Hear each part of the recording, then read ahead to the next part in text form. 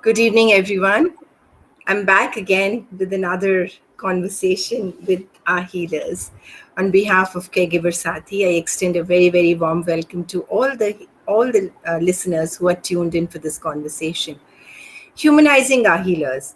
It is an initiative by Caregiver Saathi to highlight how human our healers are. And today, amongst us is is another healer, Dr. Smriti Khanna. Smriti, a very, very warm welcome to you from the entire team of Caregiver Saathi. And all of us are looking forward to this conversation with you. Thank you for being here.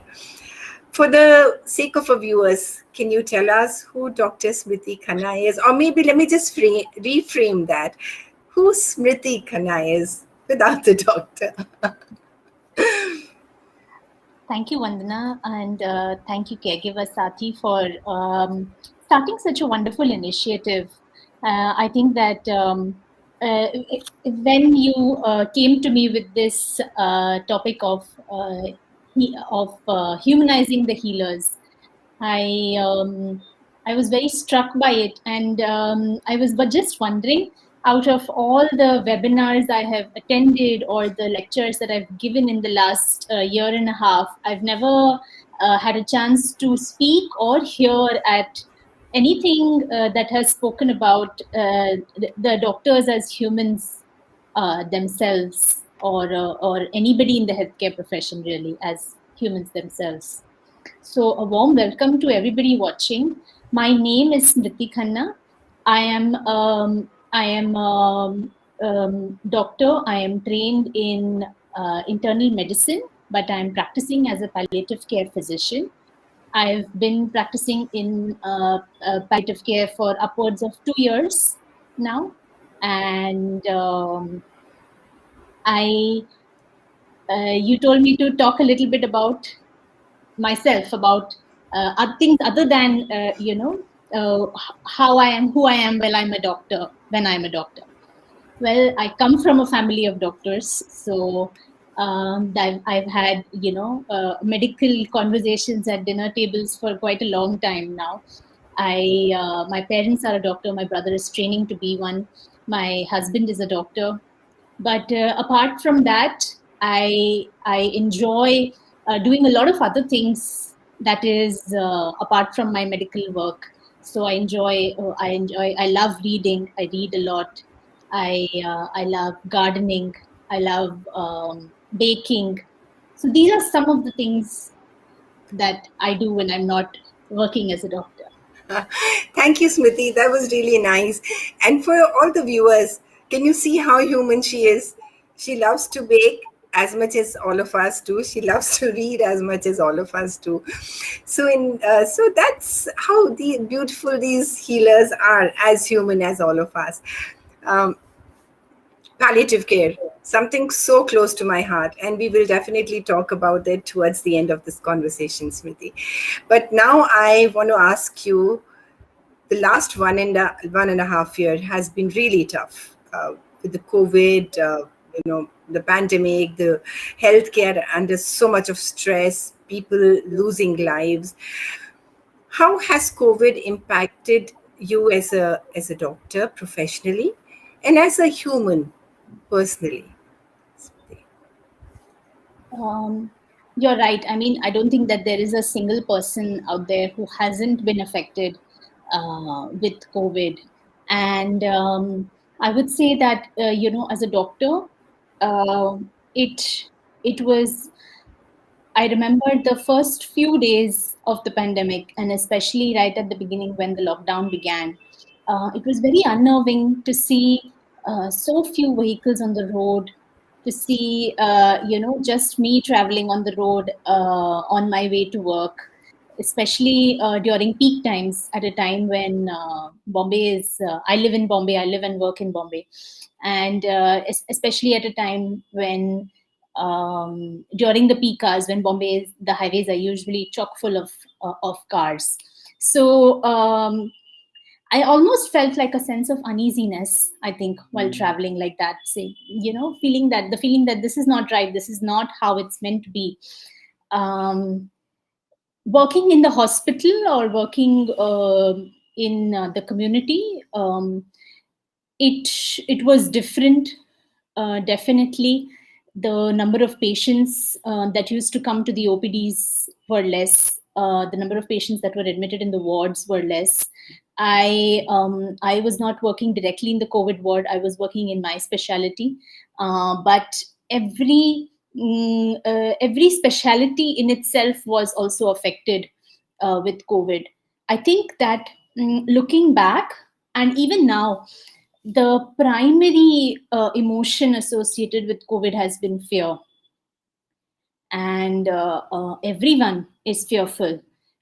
It could be the people who are going out to work every day, all frontline workers, not just doctors. It could be the people who have to come to the hospitals. It could be people who are back at home and waiting for their loved ones to come back safely. And I think that that is what I remember most of all, or that is what I attribute most of all with the pandemic. And when it comes to how it affected me personally, I've never been away from family for long. So not being able to meet them because of the worry that, because I'm going out to work, I might pass, if I am infected or if I'm carrying the virus, I might pass it on to them. So not being able to meet them was a definite fear. Even at work, there was that worry of, even if we sort of took our mask off for a minute or so, that worry would constantly be on our minds, to the fact that we might infect others around us. Thank you for sharing that, Smriti. Also, you work in palliative, palliative physician. In palliative, in the palliative area, that uh, connect is so important. And being in PPEs would have made it so difficult to interact with your patients, because they look for that human emotion. So I can imagine how tough it must have been for you. And also, when you say that you were fearful that you would carry the infection back at home, and which is again so real, which a lot of people don't understand. When these doctors go to the hospitals are the hub, because yeah, they are the hub. I mean, not many people realize it. It's a closed place where the virus, if somebody is infected, the virus just keeps circulating inside. So and even when they take off the mask to have a sip of water, they are at risk. So please, viewers, realize how tough it is for the doctors, for the healthcare professionals to be doing what they are doing. So thank you for what you do, Smriti. And with all this, when you talk of the fear, I also know that you had contracted COVID. And when that happened, how was it? What did you go through? How was it back at home? What were the long term side effects that you felt, long COVID? So could you talk us through that? Thank you, Vandana.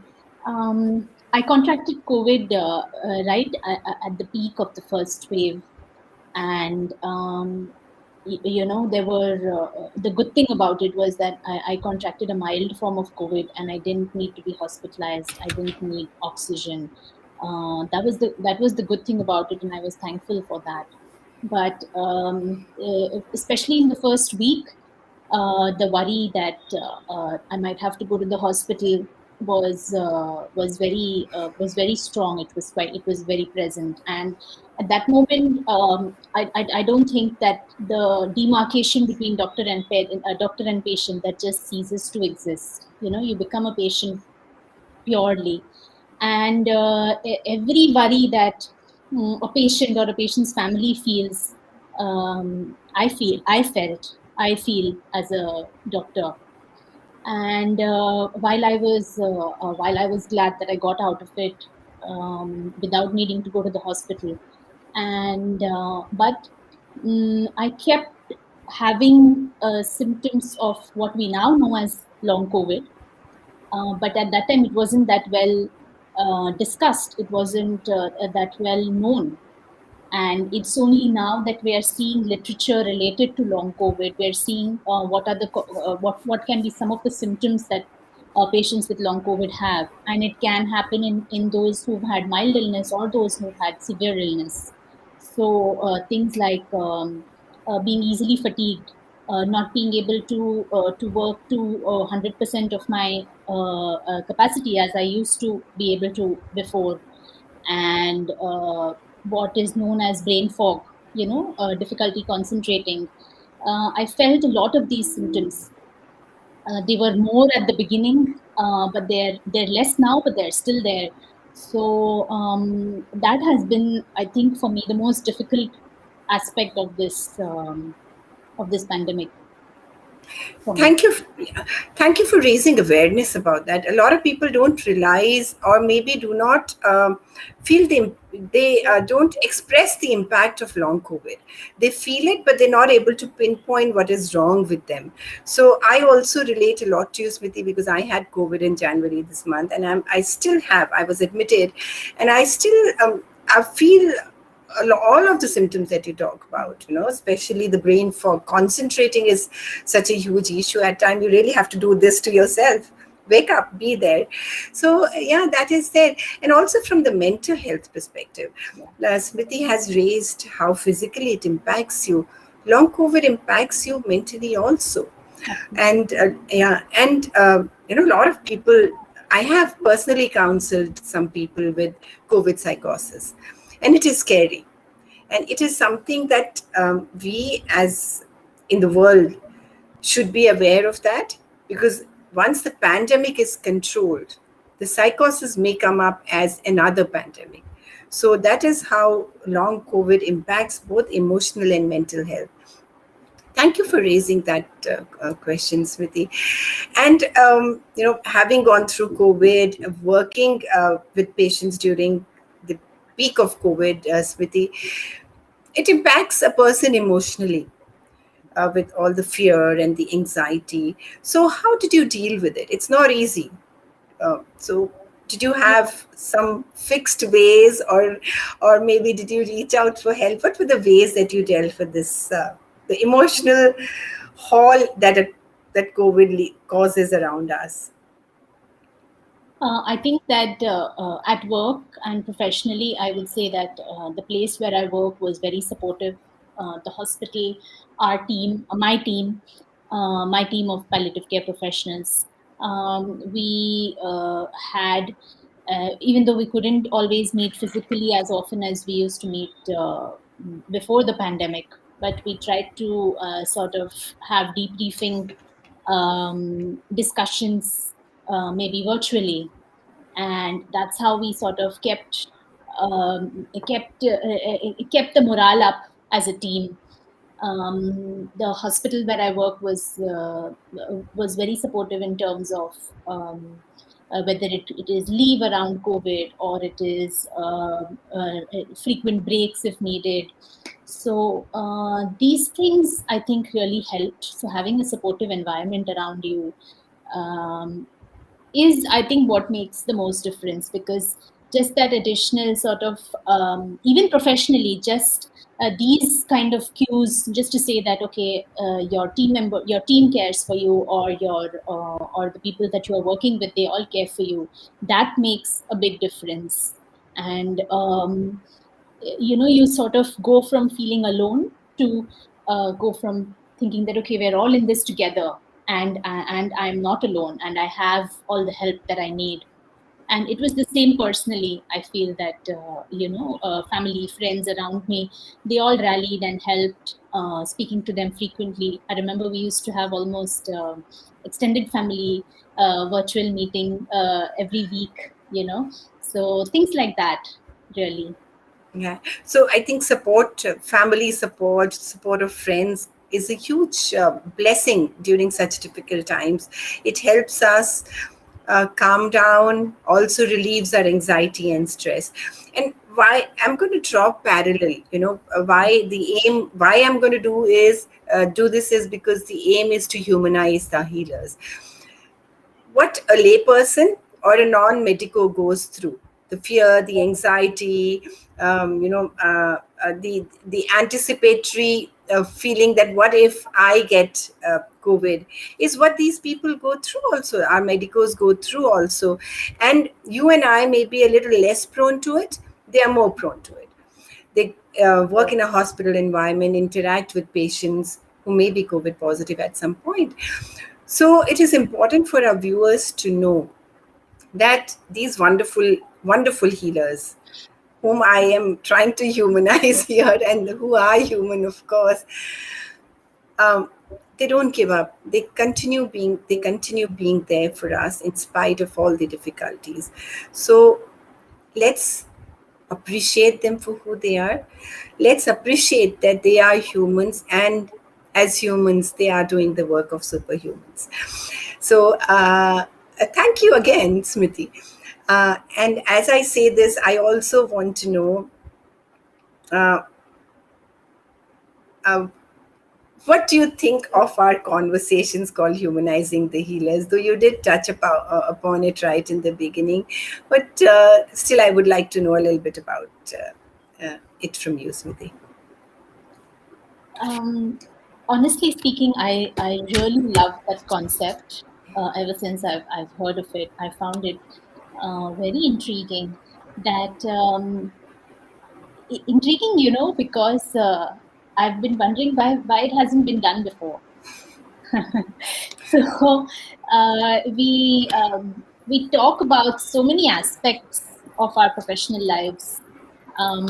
We talk about even things like fatigue from work, or not being able to difficulty concentrating at work. These are things that people in every profession talk about, and doctors also talk about it, although maybe to a lesser extent. But I think that the medical community has always been a like a close knit community. Doctors are friends with mainly doctors, and so even social circles that way become restricted. So maybe in some ways we should work to change that, as doctors should also work to change that, and so that we get an increased our sort of viewpoint, our paradigms change, and it also helps to move the focus from medical to non-medical. And when you talk about non-medical, you talk about the person as an entire human being. So you talk about, I love the introduction that you asked me to give. I mean, I've never said out loud on a public platform before that I'm a doctor and I love baking, you know? So things like that. How, um, how freeing in a way it can be that you are not just in one mold, that you have multiple interests, you have multiple aspects to you. Yeah, how beautifully said, Smriti. And that's exactly what we aim for. And when you say that, you are a doctor and you are so many other things too, which people generally don't recognize. Doctors are taken for granted most of the times, and they are expected to be there for the patient without sometimes realizing that they may also be going through their own set of issues which a non-medical goes through. And maybe through this forum we can give out a message that it's okay for medicos and non-medicos to be friends. Make the circle a bit enlarge the circle of socializing. And Smriti, message to the people who are listening into a conversation. I mean, Um, to the COVID, especially. uh, I think that one thing that I would like to say is, especially given the context of our conversation, is also keep in mind that the doctor that you are speaking to is also, while they are while they are an expert in their field and they talk out of knowledge and experience, but and that is the reason why it's important for you to follow their advice and to regard what they say well. But also know that in their conversations with you, they are, remember that they are also human, and they also come from the same emotions that you feel: fear, anxiety, worry. They feel the same. um, I would like to say this, that doctors think about their patients, I would say 24/7. You know, it's something that I know from personal experience, and it's something that I know when I speak to doctors. So um, I would say that don't think that your doctor is behaving flippantly, or is not uh, adequately looking after you well, because um, in most of the cases that I know, they are, and they are thinking about their patients all the time. So the worries that you have for your illness, that your family has for your illness, a doctor does too. And this is more so because they know the unpredictability of illnesses. They know that things can go very different for different people. So they come from a place of knowledge, and they are trying their best in whatever it is that they are doing. They are trying their best to take care of you.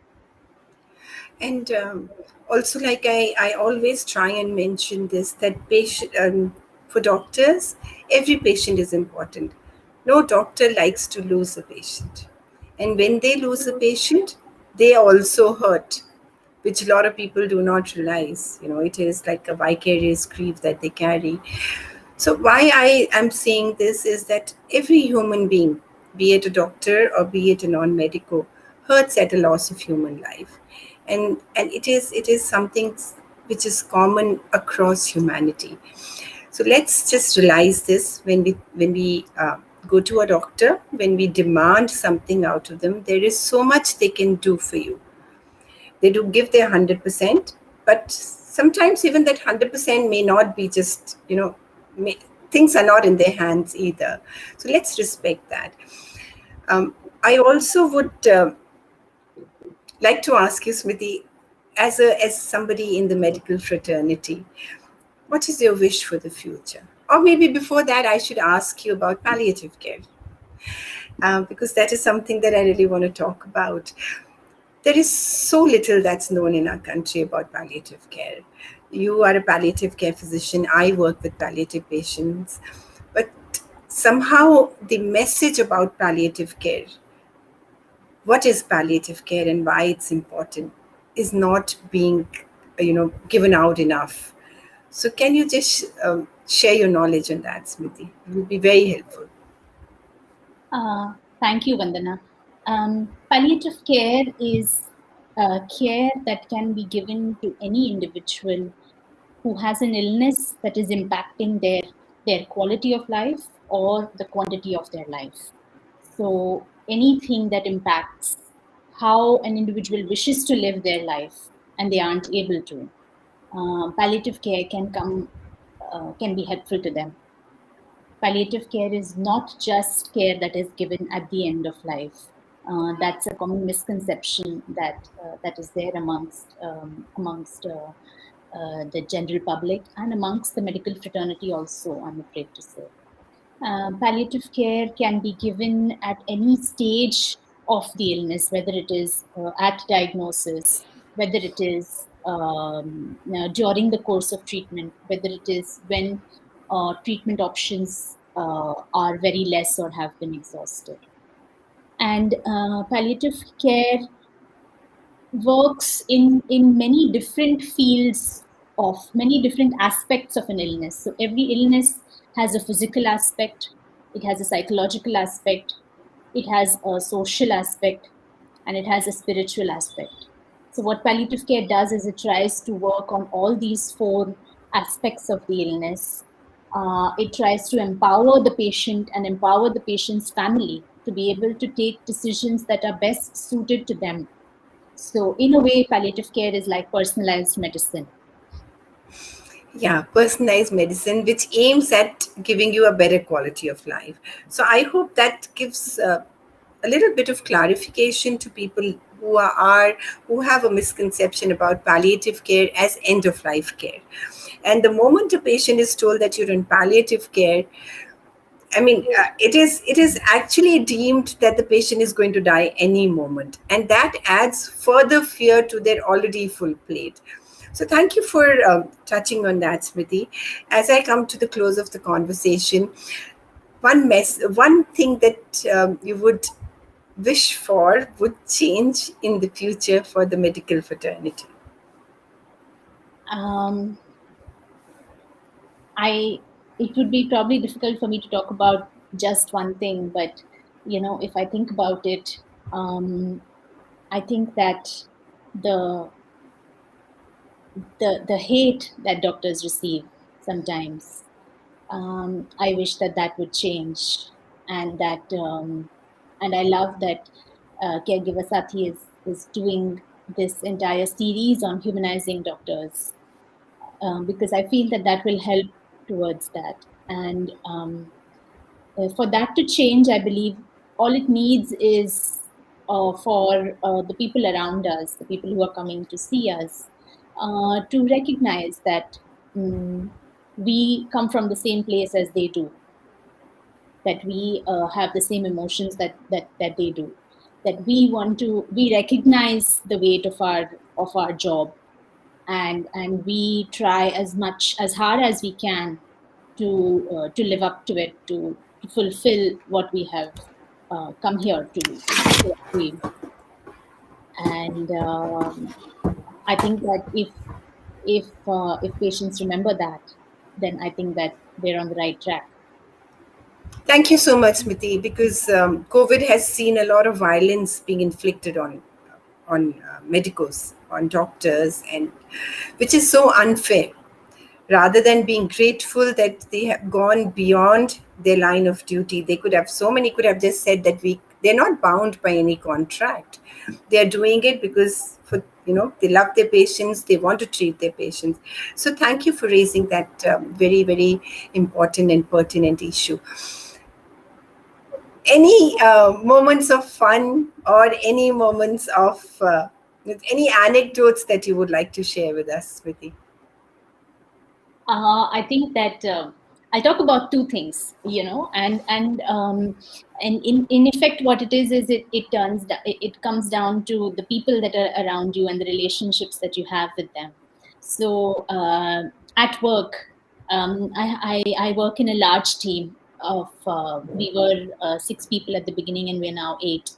And we used to have weekly sort of team meetings, which were stopped because of the pandemic. But many months into the pandemic, after we deemed it safe for everybody to come in and have that sort of team meeting again, that moment is something that I still remember, that when all of us came together, and there were smiles on everyone's faces, and there was so much laughter, even so that is something that I remember uh, even now when I think of the pandemic. And in at home, or in my family life, I think that um, I have family that's all over the globe. So those times when we used to all sit together, whether it was like on a Sunday afternoon or a Sunday evening, and we used to just chat, even at the peak of the pandemic, and we used to just forget about what is going on, whether it's in the hospital or whether it's in the world around us. So those moments really helped support me. They helped ground me, and that is something that I keep going back to over and over again. How lovely is that? And these are the happy moments that just make life so worthwhile, isn't it? Thank you for being here, Smriti, and sharing how human you are. And for the viewers, thank you for listening in. It's been a pleasure hosting you, Smriti. Bye bye. Thank you Thank so you. much, Vandana, for Thank you having for me, yeah, and thank you, Caregiver Saathi. yeah. Thank you from the entire team of Caregiver Saathi to you, Smriti. Thank And we will get you again for one of our conversations on palliative care. Would love to be a part of that. Thank Yeah. you. Thank you so much, Smriti.